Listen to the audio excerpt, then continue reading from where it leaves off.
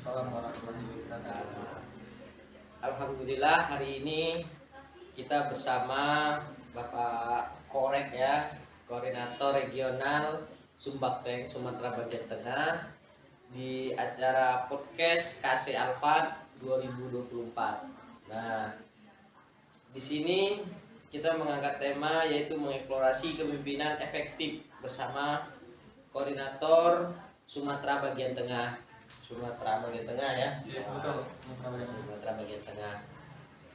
Nah, saya juga ada membaca CV ya Bang, biografi Abang. Wah, untuk organisasi dalam bidang kepemimpinan itu sudah jauh Bang. Ya. Dan saya pun melihatnya merasa termotivasi juga Bang untuk mau menjadi seperti Abang juga gitu. Nah, salah satunya ya mungkin dari SMA Abang sudah jadi ketua OSIS ya. Nah, kemudian di UNAN berkecimpung di KC, di kepemimpinan dan lain-lainnya, dan sekarang menjadi koordinator regional Sumatera Bagian Tengah ya. Iya betul. Wah, masya Allah. Jadi ini bisa menjadi motivasi bagi teman-teman semua ini. Nah, untuk lebih lanjutnya Abang boleh memperkenalkan diri, kemudian apa sih pengalaman Abang sebelumnya gitu. Mungkin boleh Bang? Oke, semuanya terima kasih ya kepada Ya. Bang Adam atas kesempatannya di podcast KC Alfa. Ya kalau boleh bercerita sedikit, mungkin lebih dulu perkenalkan, nama saya Rizky Motorik, akrab dipanggil teman-teman itu Torik dari Universitas Andalas Padang Sumatera Barat. Untuk saat ini beramanah ya di Forum Silaturahim Studi Ekonomi Islam sebagai koordinator regional FOSE Sumatera Bagian Tengah. Kalau kisahnya dulu ya untuk bagaimana bisa berkecimpung atau aktif berkegiatan di organisasi yang ada di dalam kampus. Awalnya itu bermula dari KC, Kelompok Studi Ekonomi Islam. Nah, dulu itu pas maba tahun 2020 kita kan dalam kondisi yang online. Semuanya online, Covid ya Bang ya. Covid. Jadi kita hanya mendapatkan informasi-informasi sebatas broadcast di WA group aja gitu.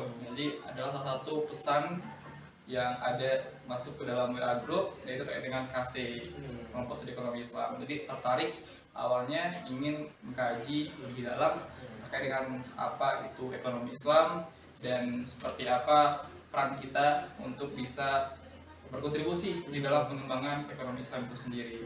Jadi lanjut dan singkat cerita akhirnya sekarang berproses dan beramanah sebagai koordinator regional pada proses Sumatera Bagian Tengah seperti itu Bang Adam.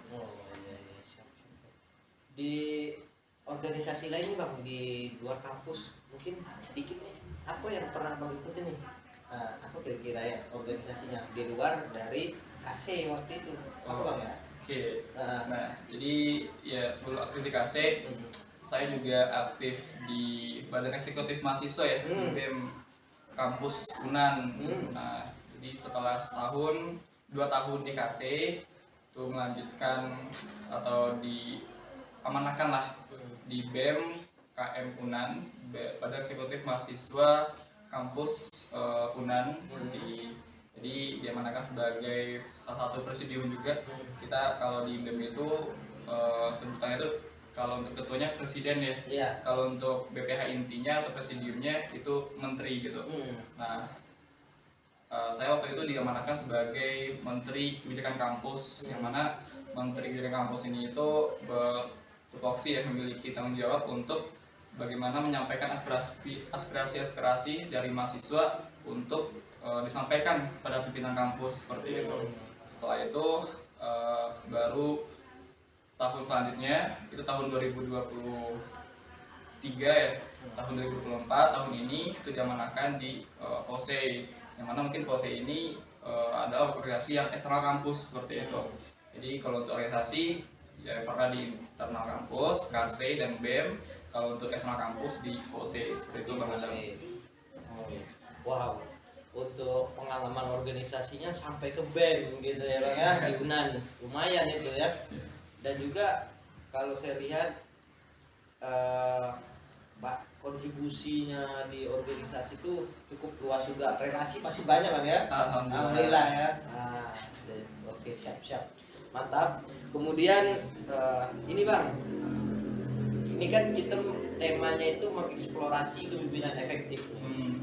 Nah, kira-kira menurut Abang nih, kepemimpinan efektif itu apa sih Bang? Kemudian bagaimana cara pengimplementasiannya terhadap di era sekarang lah gitu. Nah, kepemimpinan efektif itu. Oke, siap. Kalau berbicara terkait dengan kepemimpinan yang efektif gitu ya Bang Adam, tentu kita perlu tahu dulu apa itu kepemimpinan gitu ya. Kalau kepemimpinan itu kata bendanya adalah pemimpin gitu ya. Pemimpin dikasih imbuhan ke an gitu ya. Bisa kalau dalam bahasa Indonesia, kalau dikasih imbuhan ke an itu menunjukkan atau merujuk kepada kegiatan atau suatu proses. Nah, jadi kepemimpinan itu bisa diartikan sebagai suatu kegiatan untuk mempengaruhi atau untuk memotivasi orang lain agar bisa mengikuti dan bisa untuk berkontribusi dalam mencapai tujuan organisasi. Kalau kita bawa ke ranah organisasi seperti itu. Untuk kepemimpinan yang efektif berarti efektif gitu ya, dilakukan secara produktif dan juga efisien seperti itu. Nah, jadi bagaimana kita tidak hanya mencapai tujuan organisasi saja, tapi juga kita berhasil untuk menghadirkan suatu ekosistem organisasi yang ramah untuk semua anggota tim bertumbuh dan berproses, sehingga teman-teman juga yang tergabung di dalam tim tersebut atau dalam organisasi tersebut juga merasakan bahwa ya kita inilah tempat untuk berproses dan menggali potensi-potensi yang ada di dalam diri seperti itu Bang Adam kira-kira. Ya, itu untuk kepemimpinan efektif tadi ya. Kemudian Bang, sedikit yang tadi itu contohnya untuk pengimplementasiannya. Iya. Kalau kepemimpinan efektif itu ada beberapa karakteristik atau ciri-cirinya ya Bang. Mungkin bisa kita coba untuk implementasikan di era sekarang atau di bagaimana kondisi organisasi mahasiswa yang memang kita harus butuh adaptasi dengan zaman yang sekarang. Karena zaman semakin betul. Jadi kita tidak kan? bisa memakai cara-cara yang lama seperti itu ya Bang ya. Jadi ada beberapa karakteristik teman-teman semua terkait dengan kepemimpinannya efektif itu seperti apa. Yang pertama itu karakteristiknya adalah seorang pemimpin itu harus memiliki visi yang jelas.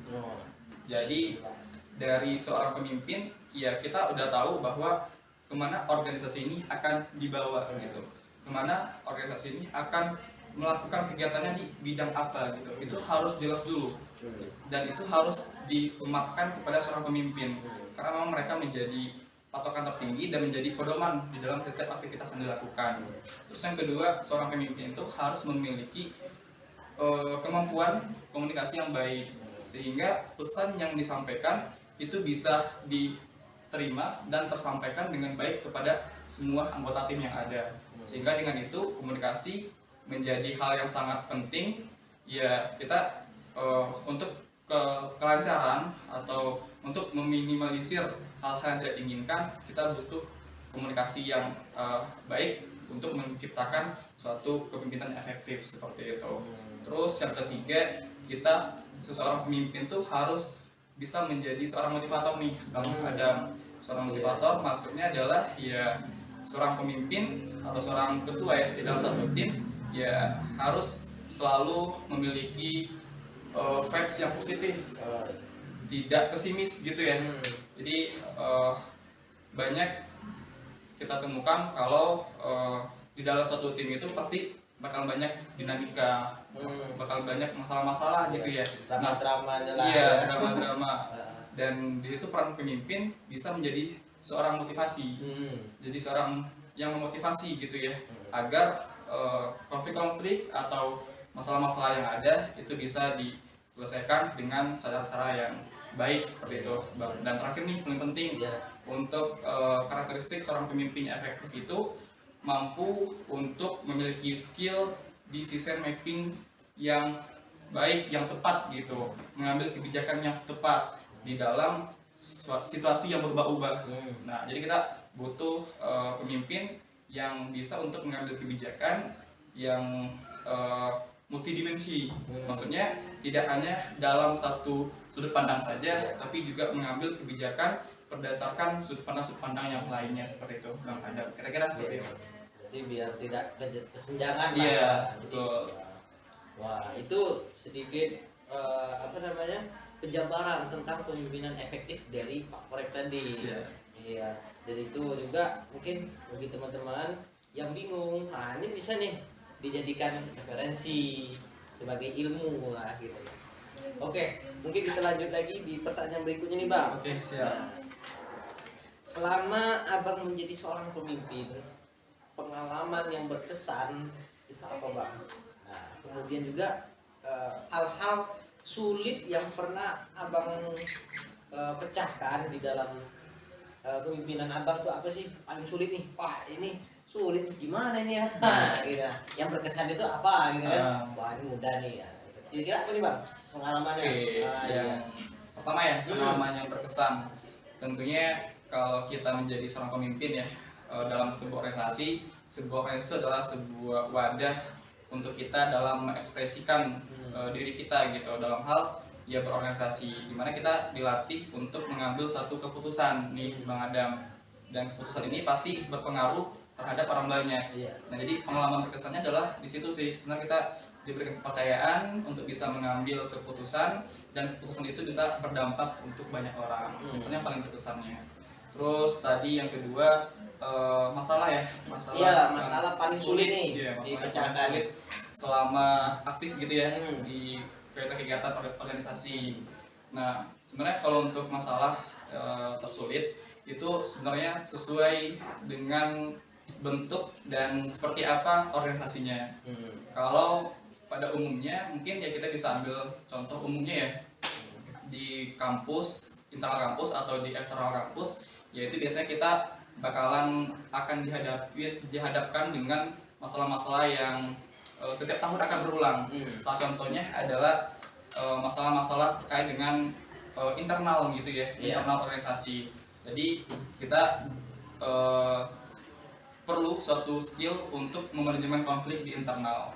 Ya, karena kita sebagai pemimpin ya tidak hanya memikirkan supaya bisa organisasi ini tuh mencapai tujuan organisasinya, tapi juga memberikan wadah atau kesempatan kepada semua yang ada di dalam tim tersebut untuk bisa sama-sama menjadikan organisasi tersebut menjadi bagian dari dirinya, dan akhirnya mereka merasa tersentuh dan bisa untuk mengembangkan ya ataupun mengimplementasikan bakat-bakatnya, minat-minatnya di dalam organisasi tersebut. Nah, jadi butuh suatu skill manajemen konflik di internal, karena memang konflik-konflik di internal ini yang seringkali itu menghambat kita dalam organisasi dan menghambat jalan kita untuk mencapai tujuan yang kita telah tetapkan seperti itu Bang Adam. Nah, kan kalau untuk mungkin ya anggota-anggota yang lain itu kan untuk namanya manajemen konflik itu kan tidak semua menguasain. Nah, kalau dari Pak Korek nih apa namanya, cara mereka itu bisa menguasai manajemen konflik itu bagaimana? Ya apa lewat dari penghadirannya di awal atau memang ada apa namanya pelatihan kepemimpinannya, leadershipnya gitu. Nah, itu dari Pak Korek gimana nih? Oke, mungkin pertama kita coba untuk pahamkan terlebih dahulu nih Bang Adam, kalau suatu perbedaan itu bukannya suatu apa ya menyebabkan perpecahan gitu Bang Adam. Kita berbeda-beda, pasti ya semua orang itu memiliki kepala atau rambut yang hitam, tapi kita nggak tahu isi kepala orang itu pasti berbeda-beda. Nah, jadi kita harus bisa untuk menempatkan posisi diri sebagai orang yang melihat itu sebagai sesuatu yang tidak menyebabkan perpecahan, tapi malah bisa untuk menyatukan perbedaan-perbedaan tersebut. Ibaratnya gini Bang Adam, kalau kita analogikan ke rumah nih, ke rumah, kalau di rumah itu kita dari atap, jendela, pintu, terus apa namanya pagar pengaman teralis itu semua putih aja, satu warna aja, bakalan ini ya bakalan monoton, Monoton iya ya. monoton, jadi nggak indah gitu ya. Hmm. Dibanding dengan ketika rumah itu dicat ya atapnya merah, terus dindingnya abu-abu gitu ya, pintunya coklat dan semacamnya. Jadi kita banyak gradiasi warna di situ yang semakin membuat itu indah seperti itu. Jadi kita pertama coba bukan menghilangkan perbedaan, tapi mengelola perbedaan. Yang kedua, kita cek dan recheck itu penting di dalam suatu organisasi. Karena kalau kita tidak tahu atau tidak kita coba untuk cek di mana letak kesalahan atau di mana letak permasalahannya, ya maka kita akan dihadapkan pada permasalahan-permasalahan yang mungkin kecil tapi lama-kelamaan itu bisa menjadi bom waktu untuk organisasi itu, Bang Adam. Jadi bumerangnya ya. iya, jadi bumerang akhirnya. Jadi kita butuh manajemen konflik, ya kita coba ikhtiarkan, kita coba upayakan, ya kita coba cek dan recheck terlebih dahulu di mana nih letak kesalahannya dan apa yang menjadi penghambat dari internal kita supaya bisa berjalan dengan lancar seperti itu, Bang Adam. Mungkin itu sih. Wow, itu sedikit lah dari ini. Ternyata memang perlu kayak pengkaderan, kemudian pelatihan leadership itu memang penting Bang ya di dalam sebuah organisasi. Jadi teman-teman di organisasi itu mereka kerja tahu tujuannya ya, karena itulah tadi seperti yang disebut tadi menjadi kepemimpinan efektif itu kan pasti butuh visi dan misi itu harus jelas. Iya betul. Sama dengan tujuan. Ini Bang, kita lanjut di pertanyaan ketiga. Ini siapa sosok tokoh yang menjadi panutan Abang, yang memotivasi Abang hingga sampai saat ini? Oke, berarti contoh dalam melihat sosok pemimpin yang Iya, ideal gitu benar. ya. Oke, untuk tokoh pasti ya Rasulullah ya, Muhammad Rasulullah Sallallahu Alaihi Wasallam menjadi tokoh yang paling berpengaruh di dunia yang membawa kita hingga pada hari ini. Kalau di luar selain ya dari Nabi Muhammad, itu ada satu sosok pemimpin atau tokoh dari Sumatera Barat yang saya cukup kagumi, itu bernama M. Natsir, di mana beliau itu jauh dari sebelum ada kata Negara Kesatuan Republik Indonesia, beliau sudah mengkonsepkan dengan konsep negara yang berbasiskan negara kesatuan, yaitu dengan mosi integralnya, mosi penyatuannya. Dan kala itu ya Indonesia masih bersifat kerajaan gitu ya. Iya benar. Kerajaan Sriwijaya, kerajaan Pajajaran segala macamnya. Tapi iya, jadi tapi M. Natsir sudah menggagas dan akan tahu gitu kalau Indonesia cocoknya itu menjadi negara kesatuan. Itu lahir dan berasal dari Sumatera Barat seperti itu, Bang Adam. Mantap. Memang dari Rasulullah, wah itu memang pengaruhnya luar biasa bagi dunia bahkan kan. Dan juga di tokoh Sumatera Barat, M. Natsir, sebenarnya banyak juga sih sebenarnya tokoh kayak Buya Hamka, kemudian Muhammad Hatta, terus Abang lebih ke Muhammad Natsir tadi ya kan. Jadi kita tuh perlu panutan itu sebagai motivasi gitu kan teman-teman. Oke, kita lanjut dengan pertanyaan berikutnya, itu pesan yang ingin Abang sampaikan nih untuk teman-teman sebagai motivasi nih biar semangat menjadi seorang pemimpin, tidak selalu optimis lah dengan potensi dirinya. Kira-kira apa tuh Bang pesannya? Oke, mungkin singkat aja ya, Bang Adam, singkat aja. Pelautnya handal itu tidak lahir dari ombak yang tenang, teman-teman semua. Jadi kalau teman-teman ingin menjadi pribadi atau sosok yang lebih baik atau pemimpin yang baik di masa depan, maka teman-teman harus memulai prosesnya dari sekarang, seperti itu. Oke, itu aja singkat Bang Adam. Mungkin itu aja ya. Iya. Jadi teman-teman, yang namanya kehidupan itu pasti berproses. Tidak semua itu instan. Jadi ya kita mau menjadi seorang pelaut yang handal, berarti kita harus menaklukkan ombak yang besar tadi. Iya, betul. Jadi jangan pernah takut untuk mencoba. terus coba, kalau gagal ya coba lagi gitu. Nah jadi semua itu akan menjadi pengalaman hidup, dan juga bahasanya itu ya itulah yang akan menjadi pedomannya lah Iya. nanti gitu. Masa depan. Oke. Mungkin dari podcast ini mungkin mudah-mudahan ya menjadi manfaat lah bagi teman-teman nih Bang yang nonton nanti di channelnya Kasai Alfat. Nah, saya sebagai host juga mengucapkan terima kasih, dan juga ini dengar-dengar di lusa ya, Bang Torik ini mau kembali ke Padang. Iya, betul Bang. Ya, mudah-mudahan silaturahmi kita ini tidak sampai sini aja, Tidak terputus ya. tidak terputus. Kemudian mungkin kalau saya main ke Padang mungkin bisa ketemu boleh, nih. boleh nanti kita kontak. Iya, kontek-kontekan. Iya. Nah, oke. Itu saja sih dari saya, Adam, mengucapkan terima kasih dan pamit undur diri. Terima kasih. Assalamualaikum warahmatullahi wabarakatuh.